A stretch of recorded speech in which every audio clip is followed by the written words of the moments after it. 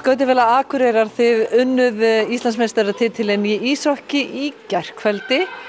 Voru það búin að leggja Skautafélag Reykjavíkur 4 sinnum, bara að tapa einu sinni. Hvernig var þessi tilfinning að koma heim svona? Hún var mjög góð, við vorum mjög sáttir við að klára þetta. Þeir náttúrulega unnu okkur bara einu sinni og það var í vítakeppni. Þannig að þetta var mjög samfærandi hjá okkur. Og við erum ekki búin að vera nógu góðir í vetur. Við vorum að spila langt undir getu allt tímabili, með frábært lið, frábæran hóp. Og okkur fannst alltaf eins og við gætum gert betur og núna í úrslitakeppninni þá kom þetta. Við spiluðum bara 5 mjög góða og heilsteypta leiki.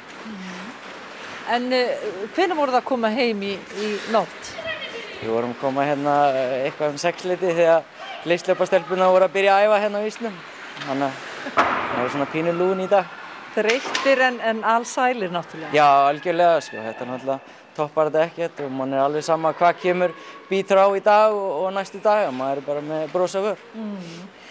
En sko, hvernig tilfinningin að sigra fyrir sunnan? Langaði ykkur að fá að landa þessum titli í leik, heimaleik fyrir norðan? Það hefði verið skemmtilega. Það alltaf sérstök tilfinning að vinna heima og við höfum gert það oft og það náttúrulega bara alveg ótrúlegt. En það var gaman, það var mikið af stuðningsmönnum okkar í stúkunni í gær í Reykjavík og það var gott að geta glatt þau og senda þau heim með rútinu með sigur en ekki tap.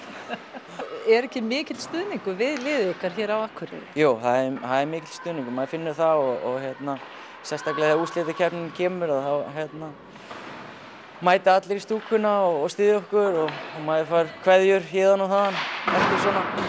En liðið ykkar svona með aðeins hærri meðalaldur, það ekki heldur en Reykvíkingarnir?